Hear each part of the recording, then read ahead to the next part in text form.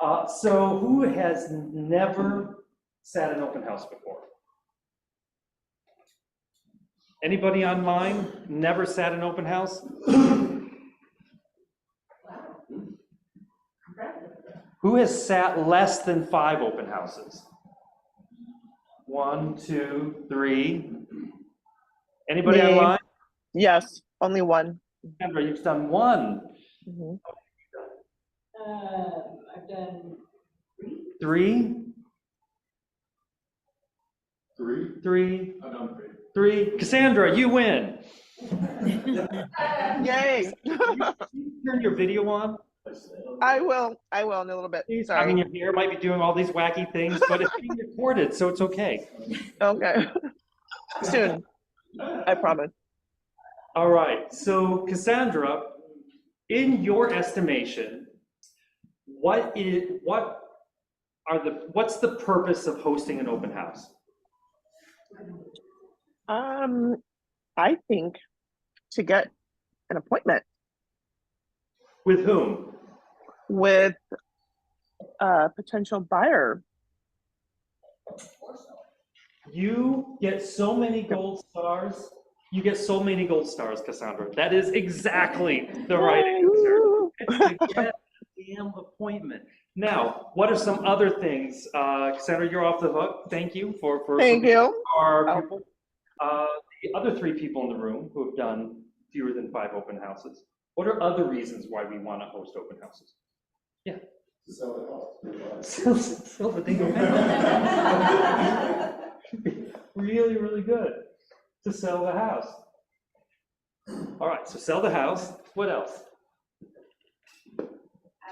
to get a response from both agents and people just coming in about what they perceive the market to be doing and feedback and.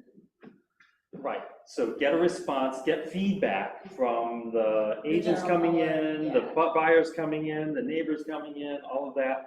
So response or feedback on the property. Absolutely, very nuanced, by the way. Well done. The market in general is doing, because then people would walk in and say, "Oh, but it's going to crash next month, right?" It's like interesting. Where did you, tell me where you thought that? It's just like tell me more about that. I saw something on Instagram, and then but it gives you also the chance to have a good conversation. But then you're armed with these things, so when you go on that buyer's appointment or seller's appointment, if it comes up, you already have thought about why you want to maybe dispel something. Right, always, absolutely, very nuanced, well done. And other reasons why we hold open houses. Get the name out there, get the signs out. Marketing, yes. If you're not putting signs out when you're hosting an open house, you are missing a great opportunity. Not completely the boat, I almost said that, and then I stopped myself. Because it's not actually quite true. But marketing, getting those signs out, getting people just used to seeing your name in the neighborhood, right? And so it's so important. Why else? I would say it's a learning experience overall. It's a learning experience? It's a big learning experience. Well, tell me about that. So when you're trying to market yourself, you're also trying to pick up potential clients. And it's also you're experiencing something different with each open house you have with the different addresses. Every house is different.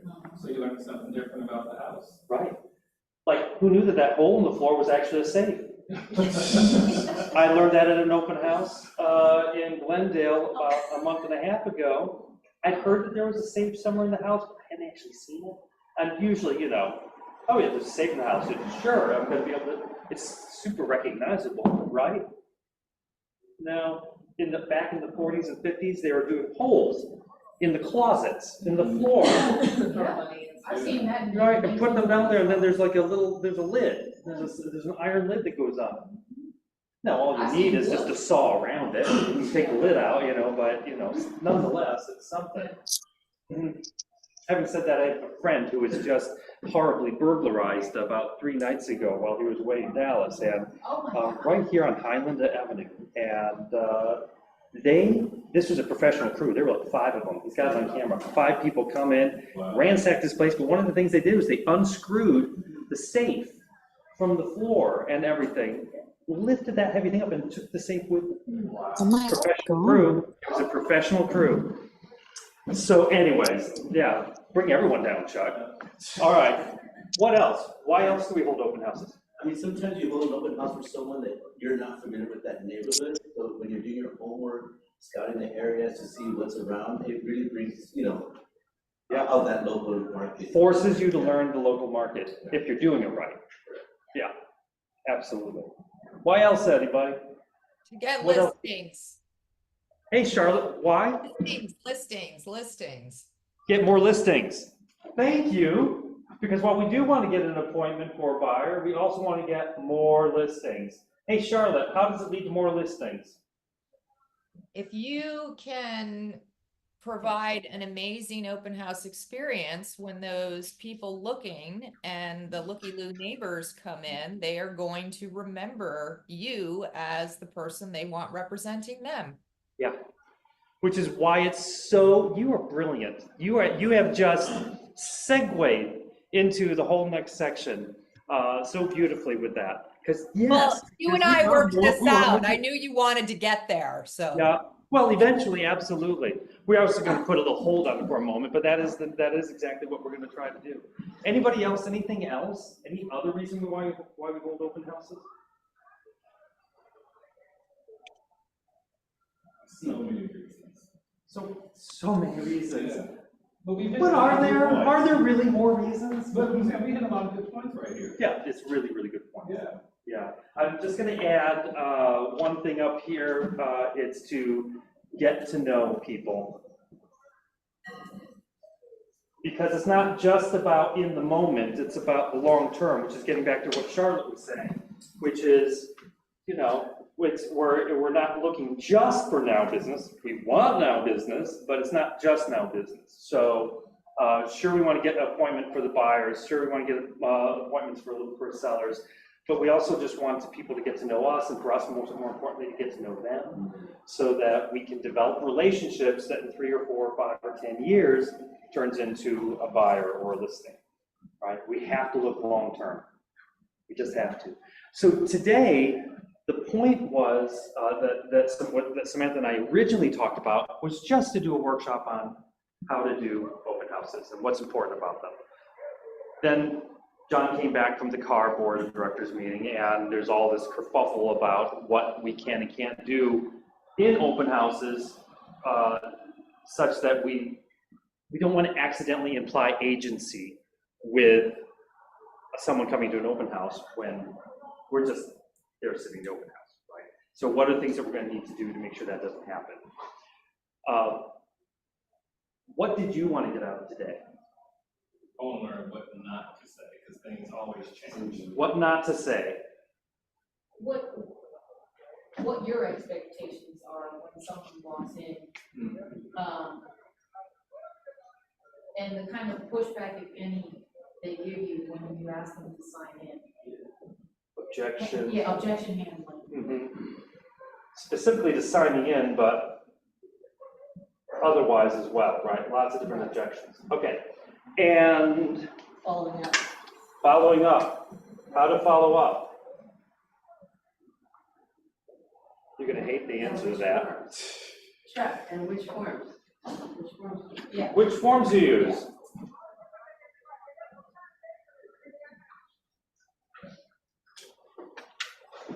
Anybody online? Anything that you haven't heard yet that you want to make sure we cover in the next 45 minutes or so? How to become somebody that people remember. That's another class. Maritza, we already remember you. Why do you even have to ask the question? I want all the clients to remember me, not just you. I want everybody to remember who we I can are, remember what we you. You're obviously represent. doing something well, because I don't remember.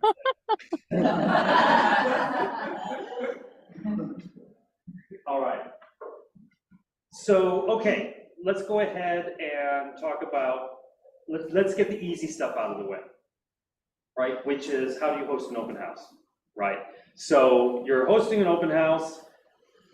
What is, we know we want to do all these things. We want to get an appointment with buyers. We want to sell the house. We want to get response and feedback. We want to have marketing for our business. We want to have it be a learning experience. We want to get listings, and we want to get to know people. How do we do that? How do you have a really great open house? What are things that you do to make sure you have a great open house? You gotta prepare. What does that mean to you? So that means your flyers, putting out your signs first thing in the morning. Why signs up first thing in the morning? Get more, exposure. You wanna go door knock and invite the neighbors to the open house, and that's prior to, obviously. Right, absolutely, but it's all part of it. So that's circle prospecting. You're gonna invite the neighbor. How come you're inviting neighbors?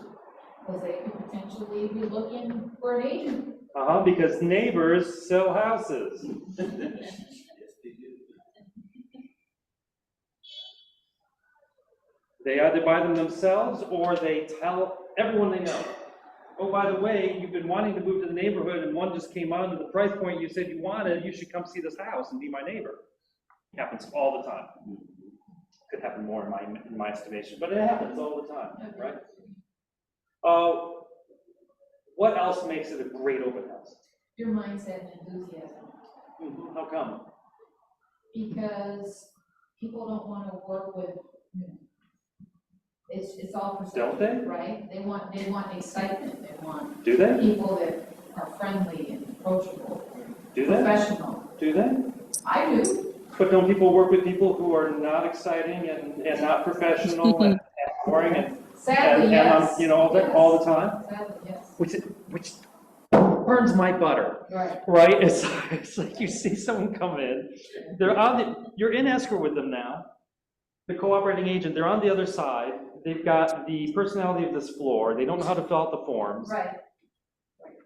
So how, you know, they don't know how to negotiate, they don't know how to talk to their client. I can't tell you how many times in the last year we've had the cooperating broker ask us to talk to their clients for them, if they don't know how to talk to their clients. That's, why are they getting a commission? So why, You look a little transaction by yourself. and you're happy to, because at least it gets done. Right. Right, at least it Right. closes. Right. So, okay, so why are people working with those people? Because they already know them. Because they know them. Because the most important thing in all of real estate is relationship. There is nothing more important. I can't spell. There it is. Relationship. There is nothing more important than relationship.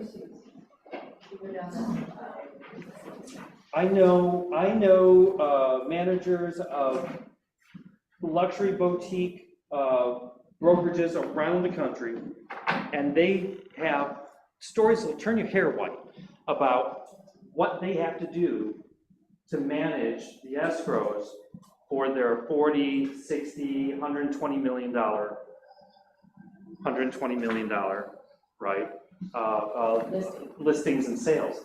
Because those agents oftentimes they sell one or two every couple of years. How good are you going to be at escrows and sales if you sell one or two every couple of years? How much are you going to actually know if you only sell one or two every couple of years? How good of an agent are you really if you're only selling one or two every couple of years? You're just not experienced. You might be a wonderful person, you might be super smart, but you know, why are they getting these listings and these sales? Relationship, right? So the open house is about you, and you get so many gold stars.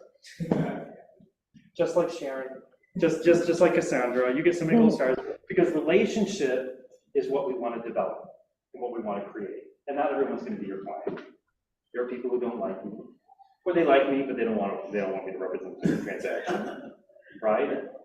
Or, you know, any number of reasons they don't want to work with me, or they happen to have a better relationship with someone else. Because everyone in LA knows at least 50 real estate agents, right? So why are they going to work with you? Well, because they know you. They want to be, they trust you. When we're talking about working with high net worth clients and ultra high net worth clients, universally, they're going to work with someone they trust over someone that they think is going to do a good job. Because they've got lawyers and people, and they've got a team of people to help keep them on track, right? They want the relationship, they want that, someone that they trust and respect to handle the job for them. Someone who's not selling them on something that they shouldn't be sold on, someone who's just trying to, you know, just get something from them. I mean, they know it's transactional too, but I tell you, that's why these agents are selling super high level properties are getting these deals, is because they know the person. So we need to develop relationships with the people coming through. And again, whether they're superficial in the moment or whether they're building a long-term relationship, it's why I door knock, because how am I going to meet you if I don't come to your door? I don't know what you do for fun. I don't know where you're hanging out. I don't golf like Pete. And meeting people on the golf course. How am I going to meet you? I'm going to meet you at your door. So that's where I'm going to meet you. I'm going to come to your door. I'm going to annoy you. I'm going to give you some information. I might make you laugh for a minute. Hopefully not happen. And we're going to start a relationship in that moment, and we're going to see if we can develop that over time. Same thing at open houses. It's all about developing a relationship. So what are you doing to develop a relationship? Someone comes into the open house. What are you going to do? Introduce yourself. Thank you. Thank you. Introduce yourself. Everyone write that down. Introduce yourself. I would say 3/4 of the open houses I go to, when I'm just attending one, the agent never introduces themselves. I have no idea who they are. I'm not sure who the agent is sometimes. Or you walk in, think about bad, let's have some fun. Let's just be mean for a minute. Think about the awful open houses that you've been to. We're not gonna name names, obviously, but you've been to bad open houses. What made them bad open houses? The agent. Oftentimes the agent. What wasn't friendly? Agent wasn't friendly, which means you want to be Not friendly. you want to be friendly, right? What else? They're just looking at their phone the entire time. They're looking. You walk in. Yeah. Yeah. They're looking at their phone the entire time, which means you want to what? If you want to have a good one? Don't look at your phone. Yeah. Thank you, Cassandra. For me, a bad open house happens when I have questions that the agent has no idea about. If I ask a question and they don't know the answer, I'm probably going to leave. Right. They don't know the answers to questions they really should know the answers. Right, exactly. Yeah. Basic questions about the house, the neighborhood, or whatever. Yeah. Yeah, but they should know some basics. How many bedrooms? Where, I mean, What's the where's the square nearest footage? gas, What's the where's square the footage? nearest gas station? Like, you know, I mean, I don't know, just basic questions. Yeah. Yeah, I've attended open houses where I couldn't get any information. It's like, no, tell me what the list price is again. Didn't know. Yeah, it's terrible. No, the list price was. Yeah, this is not hard information, it's what it is information, less. Yeah. So, yeah. Now, Terry just said something really cogent. You said, sometimes it's good if you don't have the answers, because why? Why is it good as an agent to not have the answer? Sometimes you have to get back to people depending on what the question is. Like, I had a question this weekend. They wanted to know if this house or this area of the city fell under the Needle Act. Right, I said, that's a good question. I said, let me get back with you in a few moments. Right. But I was aware, I wasn't on my phone, I was very attentive to everyone that was walking through the door. Right. Which I think is, you have to do that, so people say, oh, you're aware, and I got back with her within 7 minutes. Opportunity for follow-up. So not knowing an answer is an opportunity for follow-up, which means you have to get what? Their name and number. Awesome. Running out of flyers. That's it. Not a terrible thing. Why, Samantha? Right, because then they're like, oh, I'm happy to email that over to you. What's your name? Happy to. I would love to text this to you. Because we're trying to develop a relationship. That's the whole point. So, okay, here you are. What are other terrible things you've seen in open houses? I'm gonna say one because Cassandra won't, but she was at an open house and the agent was watching porn on his phone. Again? Porn on the phone. Shouldn't be watching porn on the phone. So this means don't watch porn on your phone. Wow. Awful. So awful. Thank you, Charlotte, for uplifting the conversation. No, it wasn't me. It was Cassandra's No, story. It's true story. True story. I was mortified. Mortified. That's great. Yes, ma'am. The only distinction I would make is when we are going to brokers' open houses on Tuesdays, a little bit different as to how you're talking about on a public open house and how we're supposed to be. It's okay to watch the porn at the broker's open house.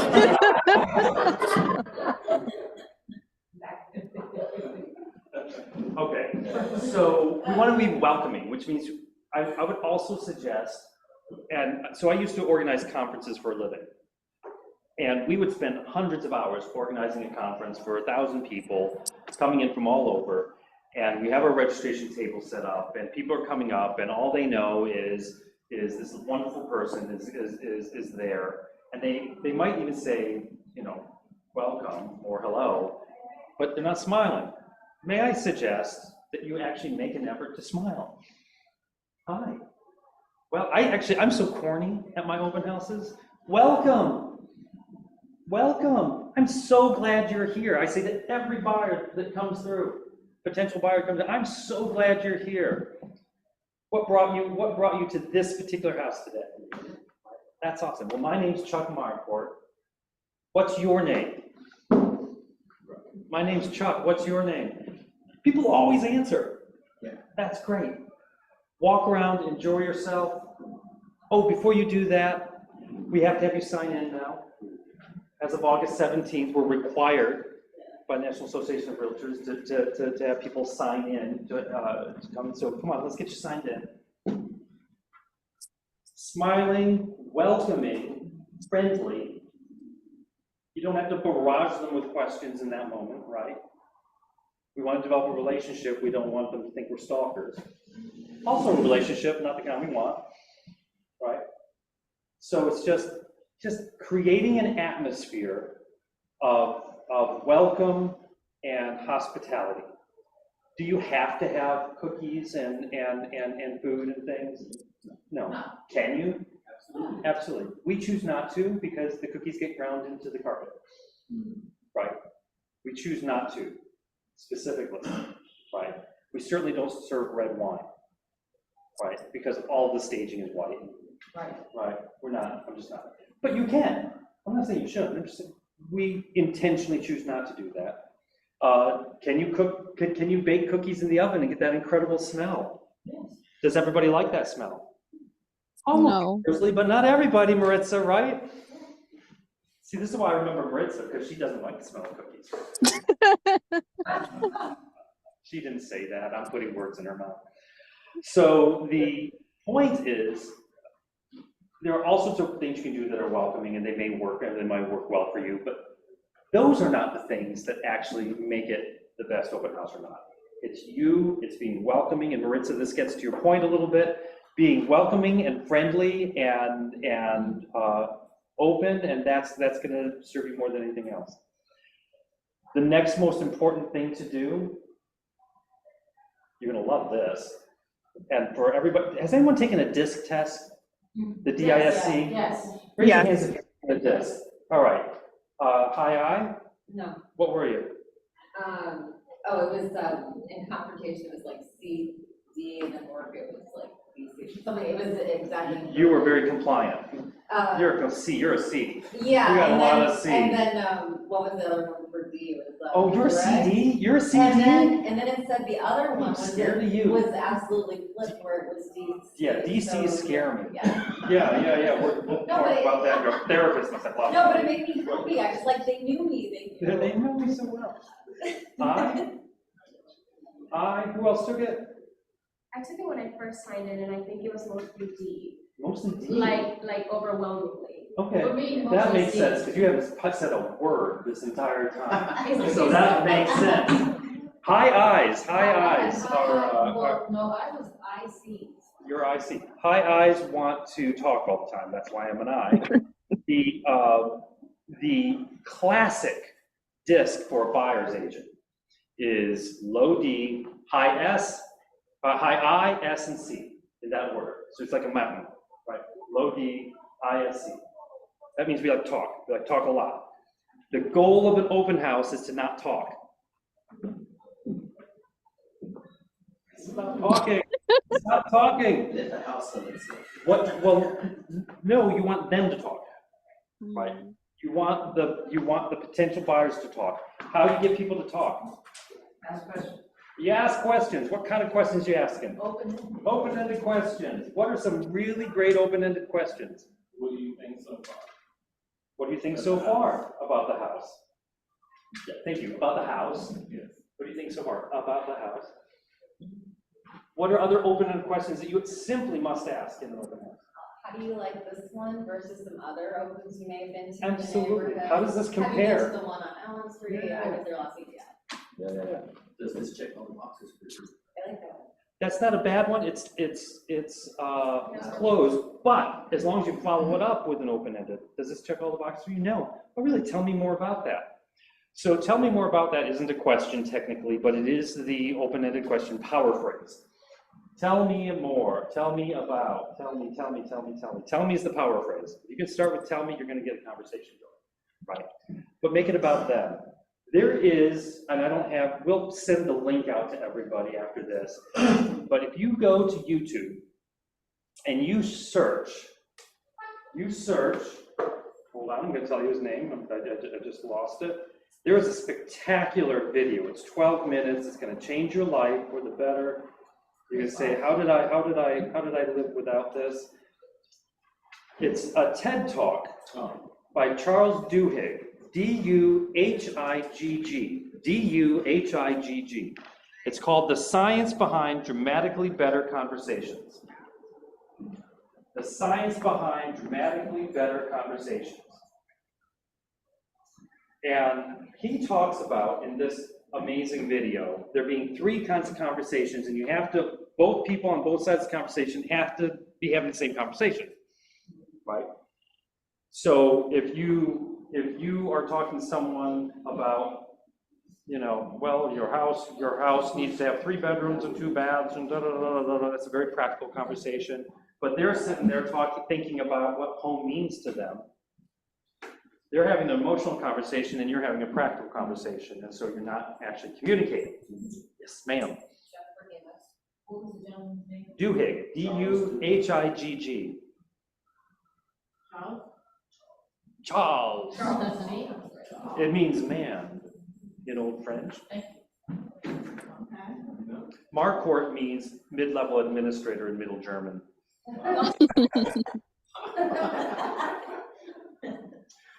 All right. Chuck. More than you ever needed to know. Hi, Star. Hi. I was just wanting to share that I always, besides, of course, introducing yourself, I think it's always important to ask people, do you live around here?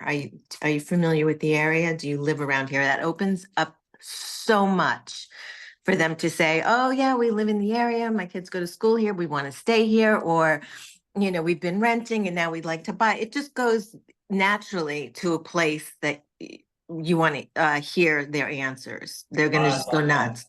Yeah, and it's so easy to then follow up. Oh, really? So how long have you lived here? Great. What brought you to this area? Why did you fall in love with this area? Just get them talking. So are you thinking about buying another home in this area? Exactly. Having another baby, you hear all kinds of stuff. And sometimes you're not leaving until you die. When do you think that might be? Right. Well, and sometimes put this with your will so they know who to call. Which by the way, I've done successfully. And I've had beneficiaries give me a call after the passing of their 95-year-old friend. Hi, Anna. Anna Lee just entered the room, everybody. Say hi to everybody, Anna Lee. I just miss you. Can you say what you just said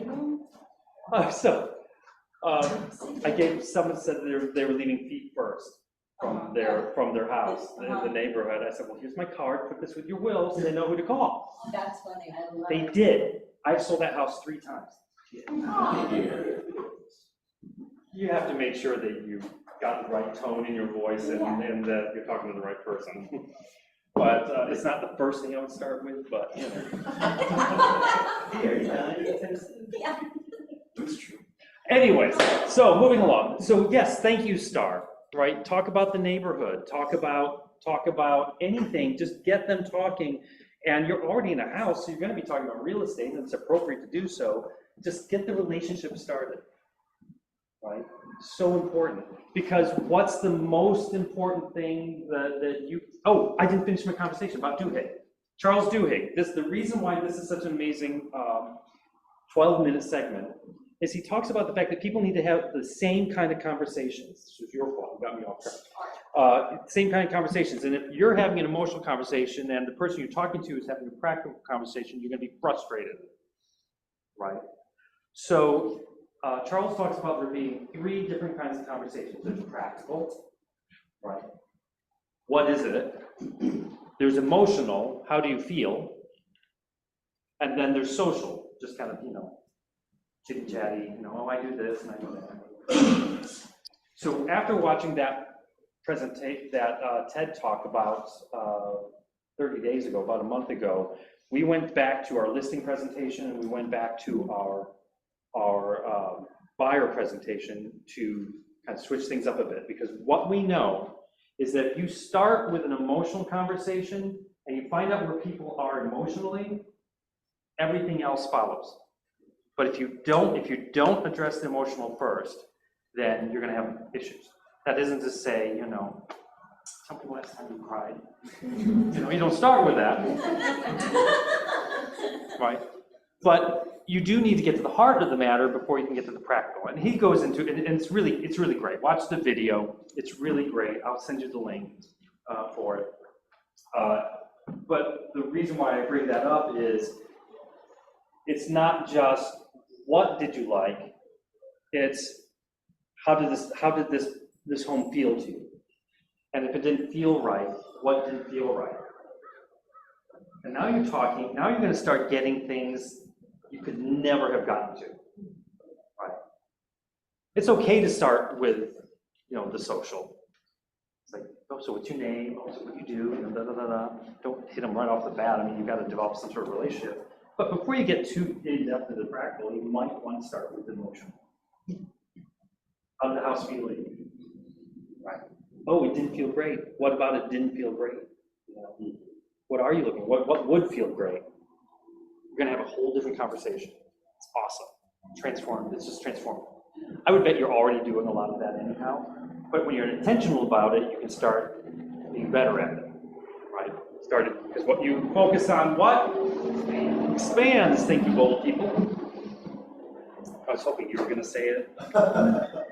Just got done with bold. Here's your chance to shine. Here's your chance to shine. Okay. Anyways, so let's get to some nitty gritty. Let's get to the practice. We've been actually talking about the emotional stuff already, right? What's the feeling that we want to create? We want to create welcoming. We want to create a little bit of joy, and maybe that's cookies, maybe not. But how does it feel when people walk in? How are they going to react to you as they walk in? That's all the emotional stuff. But there is some practical stuff. So you have a handout, and everybody online, you got an email as well. I'm going to share screen. There it is. Share the screen. There it is right there. Is this a touch screen? No. All right. So we'll get to that in a minute. And you said I can just. Yeah, there should be arrows to hide it. Oh, there are. Can you guys online see that? Yes. Look at that. All right. So here's Barentine Group policies and procedures for sitting in open house. And this is just kind of getting into the nitty gritty a little bit. We like to, the person sitting in the open house is responsible for making sure they have everything they need. Obviously, we make sure everything's there, but it's really up to them to double check. Do they have the sign-in forms, pens, business cards, property flyers, anything else that you think is going to be helpful? Information, do some research on the neighborhood and the house and all that good stuff, any snacks or waters or anything you want. Sitting agent, you really should arrive no later than 15 minutes before, because it should be ready at the time to open it up. We understand, we're all very, very busy, and every now and then, we're all racing. Anna, you were laughing at that, but you know, we all know it. When I was like a couple of weeks ago, and the agent did not show up, like 45 minutes. Oh, that's not good, that's not So, good. and no answer either, so that's why I'm like, I'm sorry.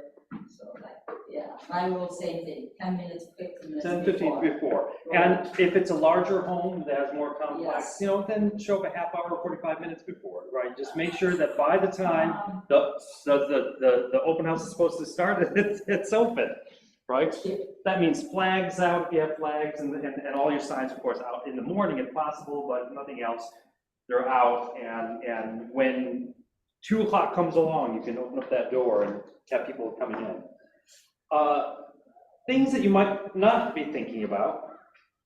Make sure all the lights are on, and every lamp, any and everything that turns on, turn it off, right? The one exception might be fans in the bathroom, right? So if the light's attached to a fan and there are other lights, sometimes that fan gets really annoying. That's just that, anyways. Open up all the shades and all the curtains. Light is your friend. The more light you can get in there, the better. I've gone to open houses where they have all the blinds closed, all the curtains closed. It's heavy and dark and musty, and just open it up. Open up windows. If it's musty in there, open up the windows. Right? Just open them up. Toilet seats should be placed down. This is such a silly thing. No, it's true. But you know It's what? true. When people talk about, should the guy put the seat down or put the seat up? It's like, everybody should put not only the seat down, but the cover down, because it's supposed to be put away when you get done using the toilet. And when you walk in during an open house, you've got an open seat there. It's like, well, there it all is. It's just one little thing. It's so tiny. It's the smallest little thing, but you just close the toilets. Flush them, just make sure everything's fresh. We like playing music at our open houses. We didn't on Tuesday because I left the speaker at home. But try to have music, just something soft in the background, not too loud, something that plays well with the house that you're in and it's not going to disturb people. Don't play Metallica. Water features should be engaged, so if there are fountains and things like that, please turn them on, if possible.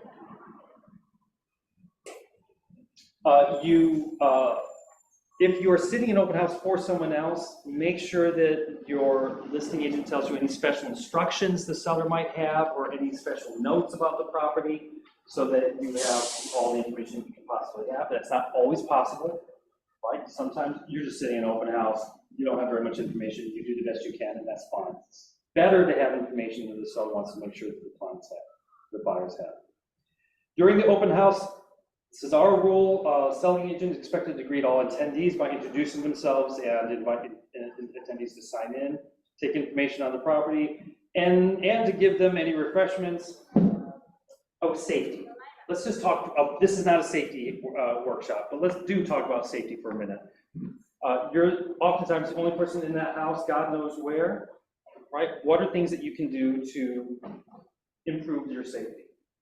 I always recommend everybody to try to do it in front of the house. I think. So don't sit in an open house alone. I think so. I think it's better for everything. You can, like, if you have multiple people coming in, like, you can each focus and really make connections. But for safety reasons nowadays, I always advise. Always doing advise. it with someone. Right. But if you can't, what can you do? Stand next to the window. You can have friends call you every half hour, just touch base, or text you, how you doing, and you reply back. Great. So to have some sort of a touch in from an outside source, absolutely. Derek. I always go back to one of those, there's too many people, I'll go stand closer to the door, to the window, just so I can see who's going out. Right. Absolutely. Standing near the door, not having your back. Two people, on this. I don't want to sit open house. You don't sit alone either, so you agree with your comment. I get it. Especially a single family house. You can also invite people you know to hang out with you. Oh, you're right, My yeah. mom would go and she'd sit in the back room, like, Oh, nice. to have another body. Have a friend or family to be there with you. Another agent, Mhm. your friend. Right Oh, on. that's good. Great idea. Yeah, That's good. You can also have a touch base where you're calling someone, and if you don't call or text, then they know that they need to reach out to you, right? Right. So there's another thing. What else can you do to help with safety? Don't leave follow, like try to, like if you're going around showing, try not to lead the people behind, not to have someone take. Right, be behind them. Like, yeah, go Let them go in. Yeah, awesome. If at any point you feel uncomfortable in an open house, I had this happen. I know I'm big and strong and strapped in. When you look at Chuck Marquardt, you think that's a masculine dude. But he's, that's too much laughter. And so some guy came in, I was in a not great area of town, and someone that just didn't feel right or look right came in, and he had weird things in his arms. And I don't know what was going on, but he came in and I walked out. Yeah. And I just went on the porch, right? Stood on the porch and I called John, again, the love of my life. And I said, I just need you to be on the phone. Just need you on the phone until this guy leaves. But I did not take him around. If he stole something, good, take it, right? It didn't feel right. So, remove yourself from the situation. It's absolutely okay. There's nothing more important than you and your safety. All right, enough about safety. We could talk about that all I day. have a question about that. Like, if the house is not staged and it's actually like, sorry, the seller's like personal items, can you still let people walk through without? Right, and then if they steal something, like you said, is that on Well, there? That's a really great thing, but that's about preparing the seller for what to do. Like, don't leave your Gucci bags out. Do everything you can to put anything valuable away or hard to find or in a locked thing. No pharmaceuticals in the medicine cabinets, because that's what gets stolen. Medicine, pharmaceuticals, handbags, sunglasses, jewelry, and shoes. Those are easy. Those are easy to snatch. So those should all be put away. And is the liability of the agent if anything happens? I'm not going to answer that question. Yeah, I'm going to say it's probably on the brokerage to a certain degree, and it's the seller's insurance. It's the seller's insurance. Yeah. Chuck, That's a whole thing that I don't feel comfortable getting into. Yeah. Chuck, Yes, ma'am. I just remember very early on, Ray Sheldon Fry, I used to do open houses for him and for Chase, and he made sure to tell me more than once to please wear something with pockets and keep the keys to the property in your pocket or in your hand through the entire open house, especially because if you're in a condo and there's 3 doors and a garage and a remote and you close those doors and you can't get back in, you're kind of in trouble. Thank you, Star. That is Yeah. I'm so glad that you said that. I need to put that in, actually write in, we do that, but Yeah. it's not in my secret. So yeah, put the key in your pocket, or keys in your pocket. That way you can't lock yourself out. Or it's much less likely that you are. You're gonna have to really work at it to lock yourself out at that point. Right, or you can put it to your phone. Yeah. All right, so, let's see, we covered that already. In here, I'm sure I have it in here. That's so funny. I just noticed that I'm not seeing it. It might be here. I always stand during open house. If someone's in the building, I stand. Why? Because I'm working. Yeah. And I'm there for them, not the other way around. And again, if anyone's in the house, no phones, no laptops. Right. It's okay to take your laptop. You're sitting there for 3 hours and 4 people come through. Absolutely, bring your laptop. As soon as someone walks in, Put it away. put it away. Because that's not what's important. What's important is this amazing person that just graced you with their presence. And it could potentially be something you get an appointment with, which means you have to engage them. It's interesting. We're much more purposeful about our open houses today than we were 10 years ago or 15 years ago or 20 years ago. Right? Now it's become much more common knowledge among agents that this is where you get more business. But again, a lot of agents aren't trained as well as you all are, and that doesn't cross their minds. At the end of the open house, make sure that all lights are off and doors and windows are locked and everything's returned back to the way that it was when you arrived there. What I do is I double check every lock. So I go around to lock everything, and then I go back around and I lock everything. The hard part for me is windows. Sometimes I don't see that someone opened a window, right? And people do that. Like, People it's will. happened to me. And they should. I mean, it's okay that they did. It's just, oh, go through and make sure that all the windows are closed and all that good stuff. Double check the locking, and of course, if there's an alarm, make sure the alarm is set, all that good stuff. I tell a funny little story about, I was sitting at open house in One West Bluff, which is an area right across from Loyola Marymount University. Big house, 2 stories. And I remembered when I set up the house, I lit 4 candles. So when I was leaving, I'm like, I gotta make sure all those candles are out. And I know they have cameras in the house, like you'll know there. I must have spent 25 minutes trying to find that like 4th candle that I lit. You knew you had 4 candles. I couldn't find it, and I'm like, I'm not leaving. Around here somewhere. Blow out that 4th candle, it was great. And I'm like, and then I'm worried they're watching. Where me. was it? What? Where was it? Oh, just, on a little table or side table near your bed or Just something. wasn't. And you'd think turning the lights off, it would glow a little bit, It was but daytime. too much light in that damn house. And it was just funny, because I think it was already walking up and down the stairs and around the house. This is why I want a dark house. Okay, It was- so I'm doing all the low hanging fruit, and we're about ready to get to the more complex stuff. So close everything up. Make sure to tell your seller, if you're the listing agent, or the person that you're representing there, if you're a buyer's agent who's sitting in the open house, make sure to, within half an hour, text, call, do whatever, let the person whose open house it's for know what happened. What we like to do is we tell them the number, we tell them the general vibe, we tell them what positive comments there were and what negative comments there were. We don't get too deep into it, right?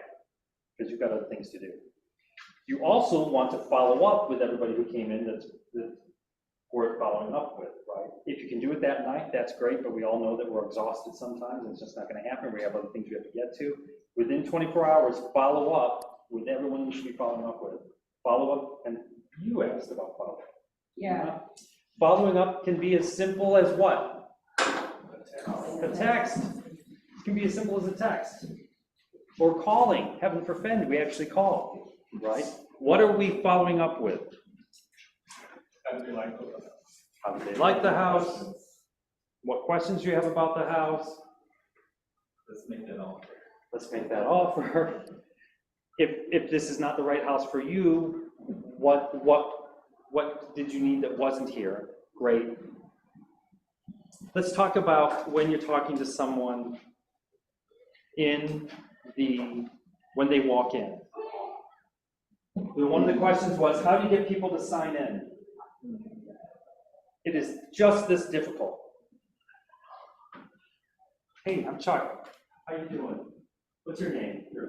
Welcome. I'm so glad you're here today. Now, did you come because you saw the signs, or were you very intentional? You wanted to come to this open house? Signs. You saw the signs, great. Do you live in the neighborhood? No. Oh, you don't? Okay, excellent. Well, I'm so glad that you're here. Now, go ahead, walk around and enjoy yourself. Before you do, we're gonna have you sign in right here. So it's a super simple form. Let's get you signed in. Just that easy. Be a little more difficult. Oh, I'm gonna need to get you signed in. why? Great question. So we always get people signed in, but since August 17th and the National Association of Realtors Settlement, we're now required to have everyone sign in, and our sellers are requiring it as well. So let's just get you signed in, and then you can go look at the property. I've never had anyone. I haven't had well, we've been doing this for 3 months, like saying it's required, even though it wasn't required until August 17th. Not one person hasn't signed in. Not one person. Just get you signed in. It's required now. It's required now. Isn't that difficult, Maritza? Isn't that difficult? It is. It's required now. Let's get you signed in. Yeah. I've had people give me bogus information, course. unfortunately. Yeah. That's fine. They can absolutely do that. I find that I tell them to please make their penmanship very legible. Yeah. Super sloppy, so I'm gonna start signing in for them. Yeah, you know what my trick is? Yeah. Awesome, so let's get you signed in before you go. Go around, so spell your first name for me. R-I-C-K, and your last name? L-E-E. And what's your best cell phone?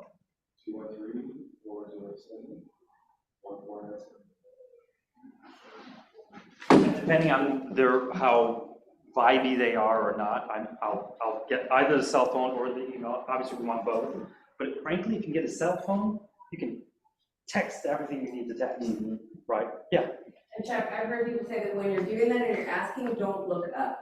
Don't look up, and what's the best email for you? Yeah. If you look up, they could try, they're like, oh, I don't want to give it to you. But if you're like, don't look up, and you're literally sitting there like ready to write, They just give you you. know, they're just gonna give it to you. And you know, people like choices, right? Charlotte likes choices. So people like choices. So what's the best cell phone? Well, I only have one. So what do you do? I've had this problem a lot of times. People sign in and then they'll just write their first name and just leave the rest of the information blank. Oh, great. I see. Rick, thank you so much. What's your last name? H shop, so it's EH, you know what? But yeah. If we think it's a problem, it creates a problem. If we just, of course you can give me your information. Why won't you give me your information? So that's, I swear, it is not difficult to get people to sign in. It's just not. It's like, I'm so sorry, we have to have you sign in. Hey, what's this form I'm signing in on? Let's talk about forms for a second. So this form, and hold on, everybody. So we created this at the Barentine Group. This is identical to the form that Carr has that has the 8 signatures on it. We've talked about it in our team meetings. Just to recap, we've had people taking the forms with them, other agents taking the forms. We've had them taking photographs of the list of everyone who came in with their phone numbers and emails.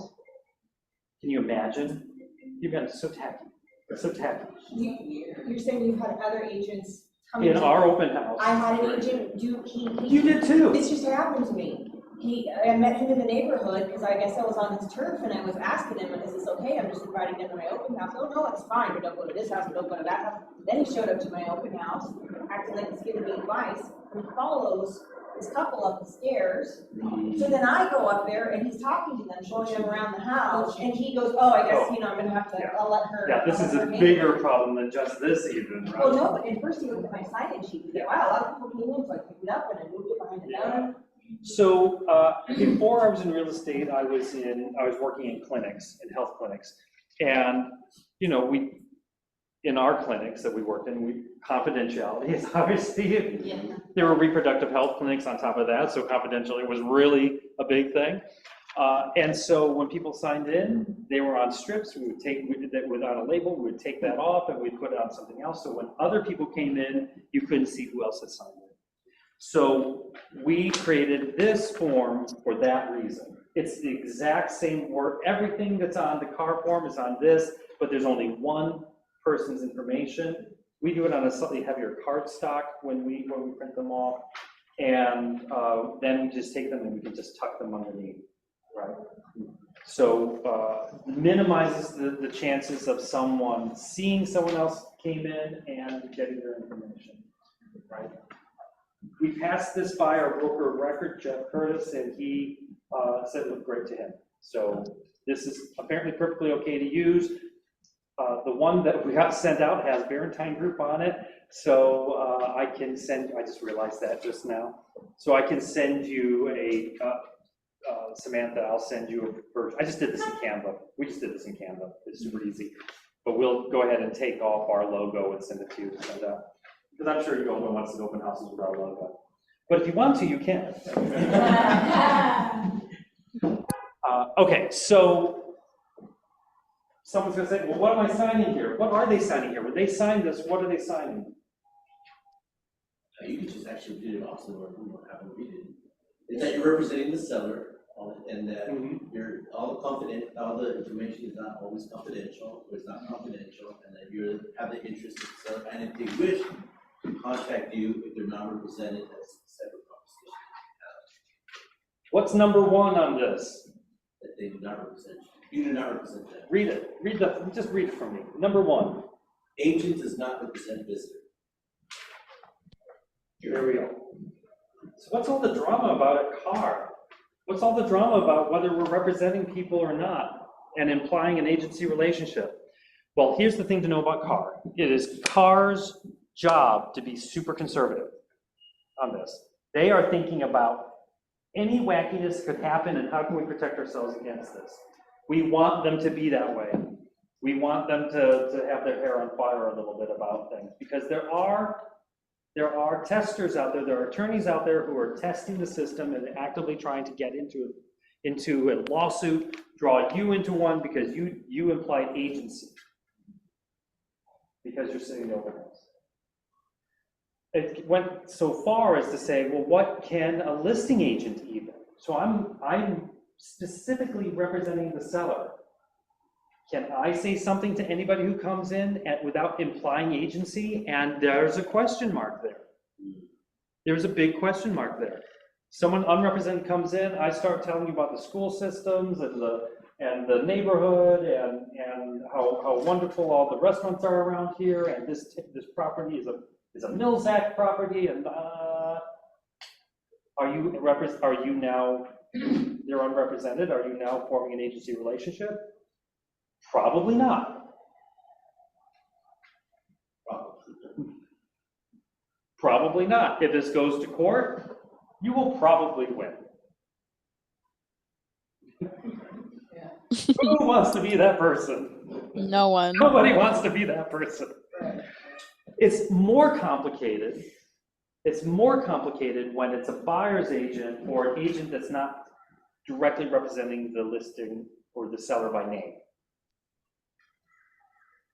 What we do know is we cannot sit open houses for people from other brokerages. And as a listing agent, we cannot have someone from outside our brokerage sitting the open. They're not covered by E&O insurance, errors and omissions insurance. It's a problem. So this is good for us here at Keller Williams Larchmont, because at least we know that if we're going to be sitting an open house for someone, it's going to be, or if we need someone, we get to use one of the great agents at Keller Williams Larchmont. Are there going to be people who are doing it for other places? Of course, but they're just opening themselves up to drama for no apparent reason. So, Chuck, I have a question. By other brokerages, you mean another company? Like we couldn't sit for another Keller Williams office? Maybe like Beverly Hills or Hollywood Hills? it's a different brokerages. Keller Williams Beverly Hills is a different brokerage. Okay, got it. Yeah, they are, what's the right word? Someone opens up a McDonald's, they don't franchise, thank you. Got it, franchise. Okay, cool. Franchisees, independently owned and operated. I don't know the answer if it's somebody that's still owned by Forward Wilshire, if that's considered, and we all have the same broker of record. Is that okay? And it might be, but if you just stick to Keller Williams Larchmont, you're gonna be good. He's hairy. I think Noted. I think if it comes up, and you really want to do it, just shoot a note over to Jeff Curtis and ask him if it's okay. Yeah. Just give him a call, 2 a.m., just call him. Good luck. You'd love that. I'm gonna get it clarified too, because there are, like, Richard Shulman's team gives out a lot of opportunities for open houses, so. Right. I need to Beverly Hills, so I'm gonna find out. Is he at Beverly Hills now? Sam. He was Santa Monica, they closed. Yeah, so I think there's. Santa Monica closed about a year ago. Because there's some similar ownership, I don't know if it's full ownership, I'm gonna find out. Great. Beverly Hills. So be careful on that. Okay, so then let's talk about what can you say if you're an agent not directly representing the seller. Obviously, you're at the same brokerage. What can you say? Well, this is where CAR gets, California Association of Realtors, to be clear, it starts getting really wonky. Because if you're not representing the seller directly, but you're there in the house, and now you're talking to this client, potential client coming through, and you're providing information to them, you're assisting them. Are you now implying an agency relationship with them? We don't know. Are you? Who wants to be the first to find out? I know. Having said that, in a conversation, so John Valentine and I had a conversation with Jeff Curtis last week, and we identified what the recommendations were by our broker of record. And here's what he said. What he said is, it is Carr's job to be dramatic. It is Carr's job to be conservative. It is Carr's job to help us not get into trouble. Practically speaking, it's not as much of an issue. So we talk about this because you might hear people saying this stuff. We're here to tell you in this moment, based on the information we have today at 12:05 p.m., don't worry too much about it, right? We should be fine. So recommendation 1 from Jeff. Only agents from the listing brokerage may sit and open, and Samantha's going to get clarification on whether that means anyone under the broker of record or is it specifically KW Larchmont. Recommendation number 2, every single person walking through must sign in. If they don't sign in, they cannot go through. So oftentimes we have a group of like 3 or 4 people come in and they're all together, and if we could get at least one person sign in, you felt great about it. No. Oh. Everybody needs to sign. Now you notice they're not actually signing. You know, you just need to get their name and some contact information, right? But everybody has to sign in. Everybody has to sign in. Are you in the same group, family? Yeah, minors no. Now. Like when they say we're married and we live together. Yeah, absolutely. So what's his name? And what's your husband's name? Right. I'll do it on the same line. Right. Chuck and John, Valentine, Marquardt. Recommendation number 3, if you are an agent. Whoa. This is heavy, Chuck. So Jeff says everybody has to sign in. What if they don't want to? They don't have to give their contact information though. They could just write their agent's name or just sign that they're acknowledging it, correct? Yeah, absolutely. Okay. But if they don't even want to do that, they can't come in. Wow. Do not let them in. It's not worth the lawsuit. Because there are testers out there, Charlotte, who are trying to get you to not sign them in. Oh, I see. Chuck, so it's okay if they just give you the agent's name and don't give you their name? We need their name. No, they have to sign their name because they're acknowledging that you're representing the seller and not them. That's the point. But they don't have to put their contact info. If you want contact info, they could put their agent, correct? Charlotte, I don't know the exact answer to that, but we should ask Jeff Curtis. I've always gotten their information, so. But that's a really good question. Yeah, we've all had people that are like, I don't want you to have my number. I find it weird because they could just write a fake number, but and yet someone said it. Who do they always put the correct information down? Who said No. Is that you, Maritza? Yes, it's happened to me, unfortunately. Yeah, all the Twice. time. Yep. Every open house. Every open house. There's no drama here. They didn't put in the right information.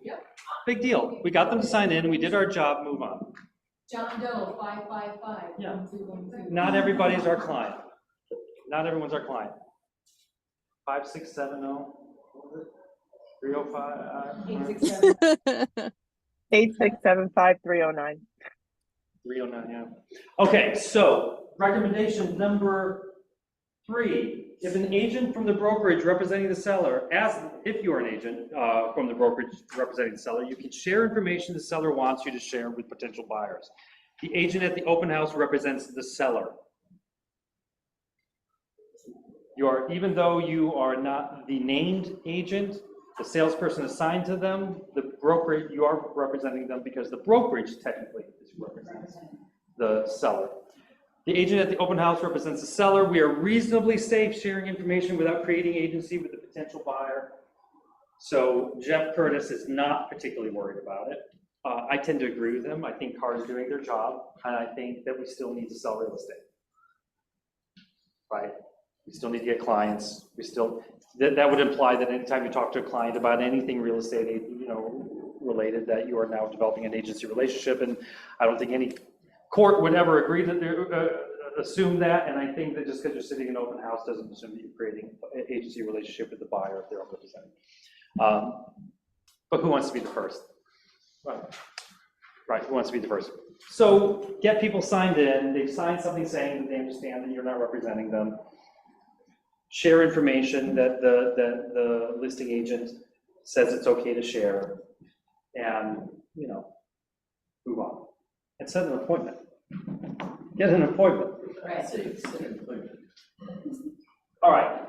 So someone would like you to represent them on the purchase of that home that you help them at the open house that you show them, and you're not representing the seller.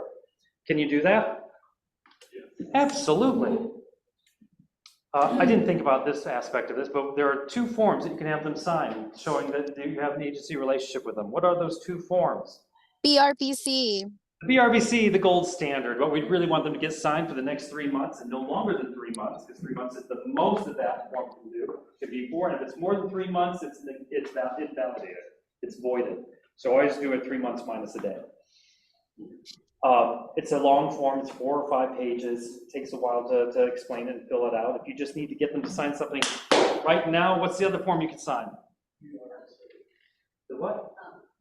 The RSA, the non-agency one. I don't know the name of it, but there's a 1-pager, or it's a 2-pager really. It's a 2-pager. I don't know the name of it, right? And I did mine for the very first. I did one for the very first time, taking clients that I'd only had a Zoom with 6 months ago, and they weren't ready, and they weren't going to be doing anything, and they found a house.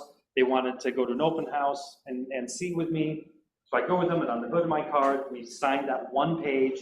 If you buy this specific home sometime in the next 3 months, I'm representing you. And they're good with that. We hadn't had the conversation about the larger BRBC yet.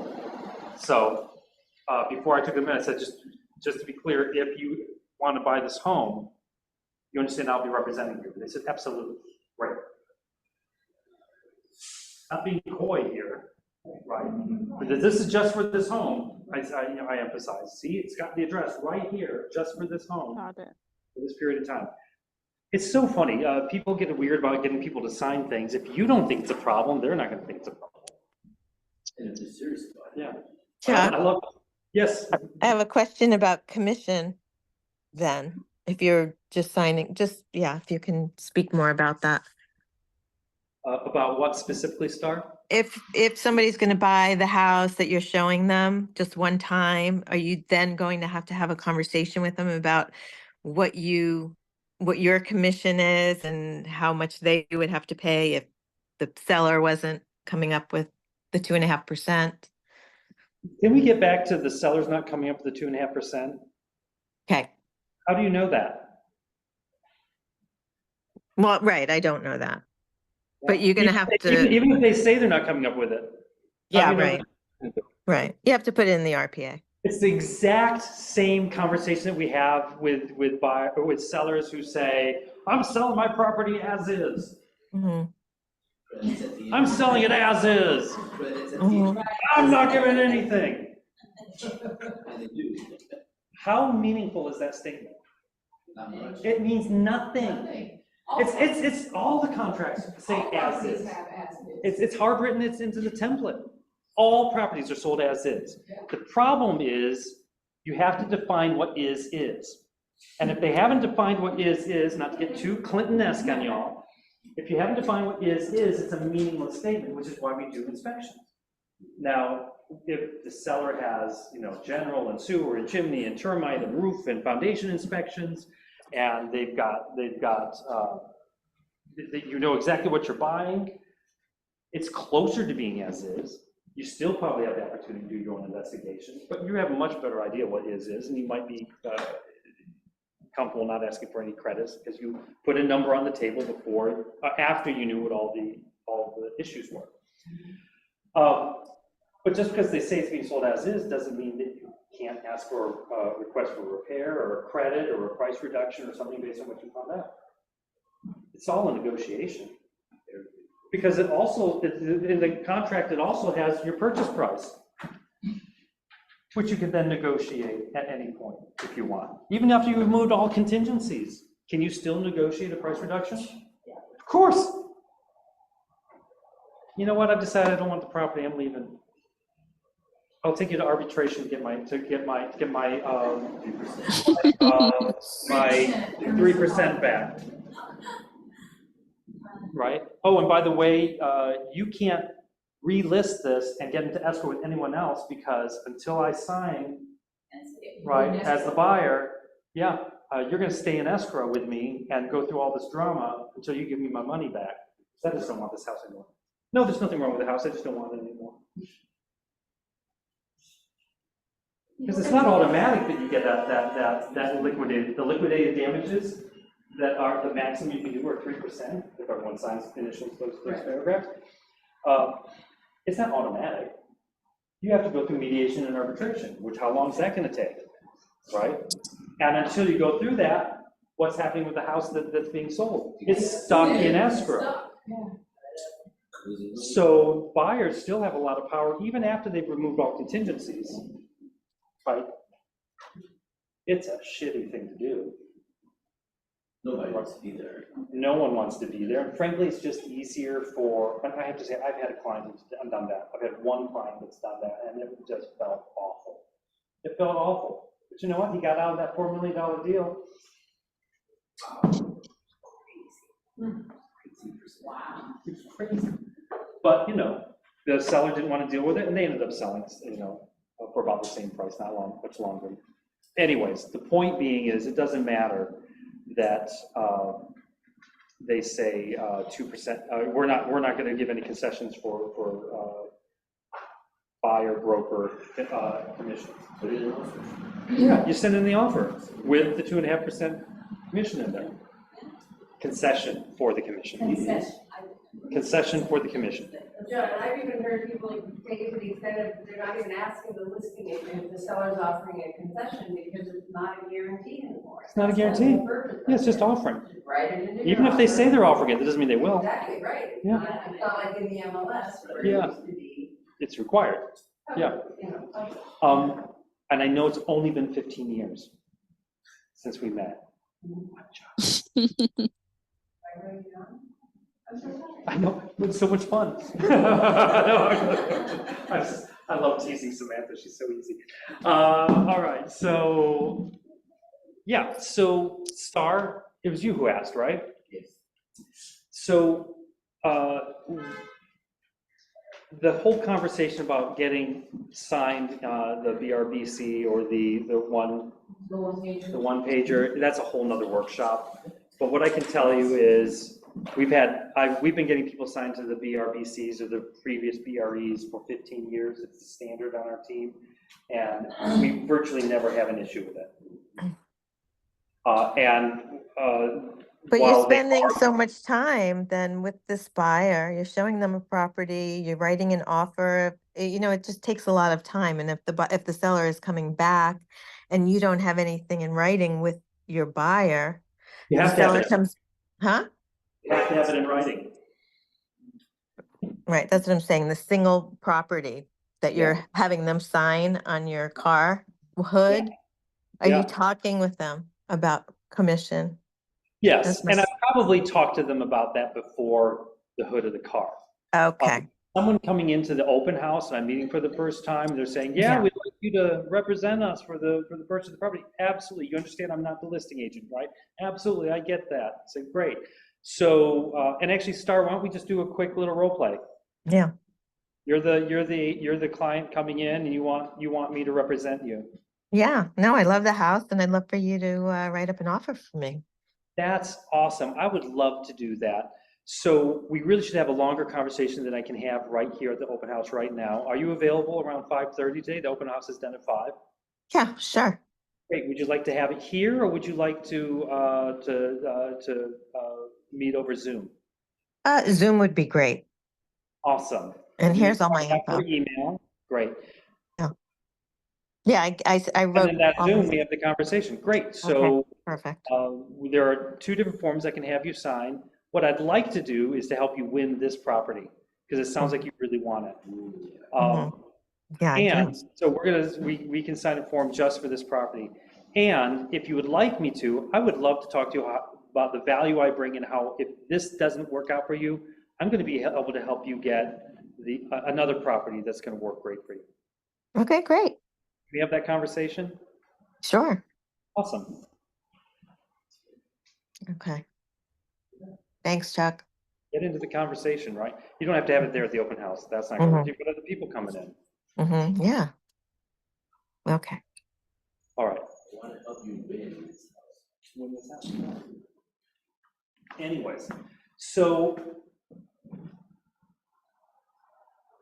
other objections you're getting at the open house?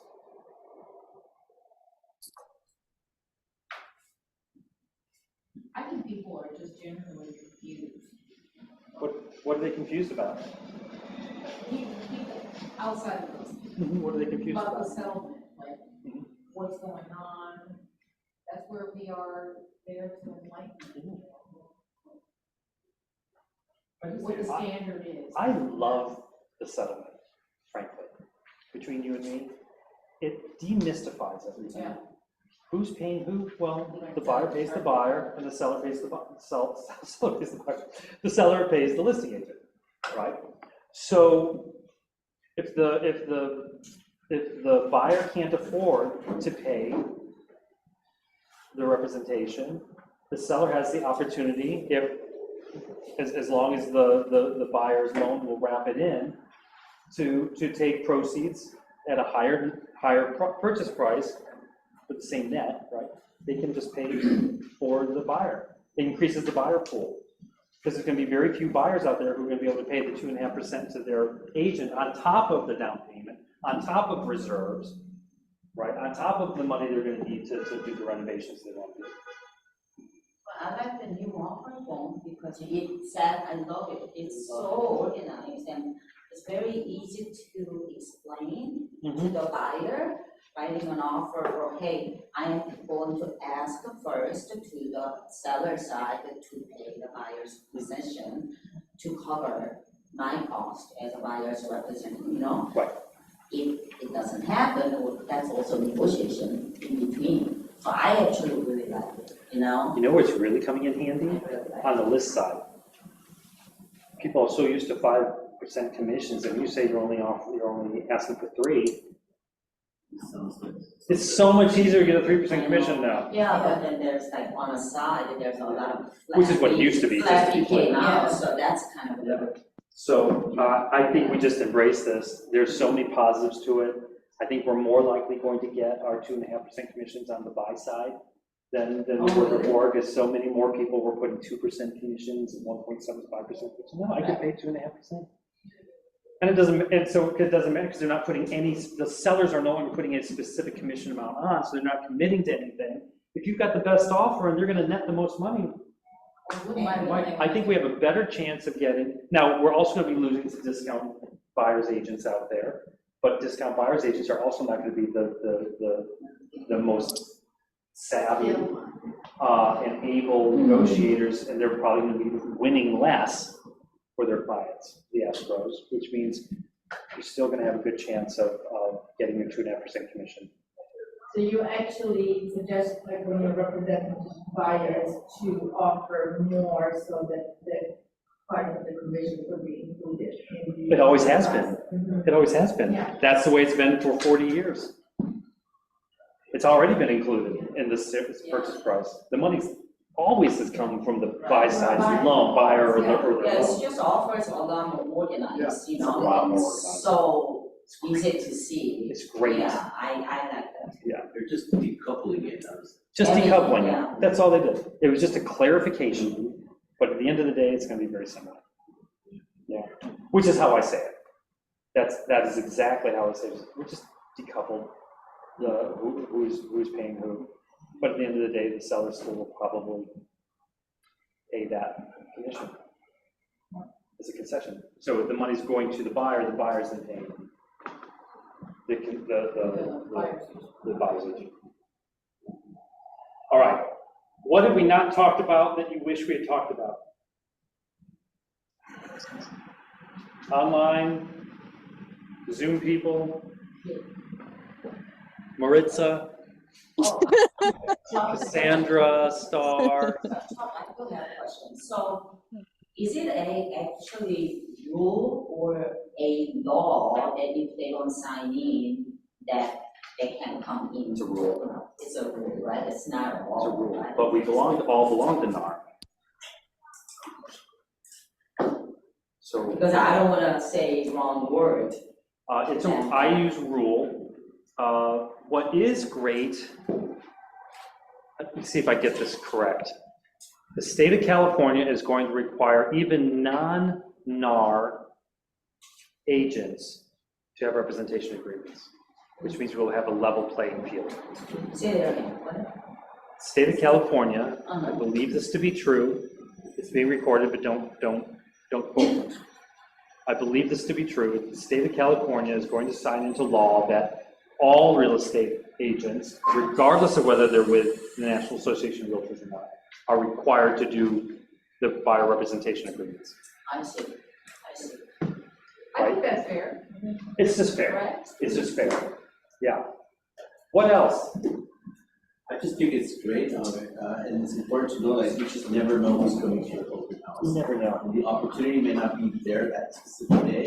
It could be an agent looking for a buyer, and if you don't have a conversation with them, then you might have missed out on the listen that your office has. Like, perhaps you can help them and at least have that relationship. Absolutely. Because it's all about what? Relationship, yes. I was glad to have this relationship for you today. All right. Thanks for being here. Thank you, Chuck. Thank you, Chuck. Thanks, Thank Chuck. you. Big hug. Thank you, John. Thank you, John. Thank you, John. Bye. Bye.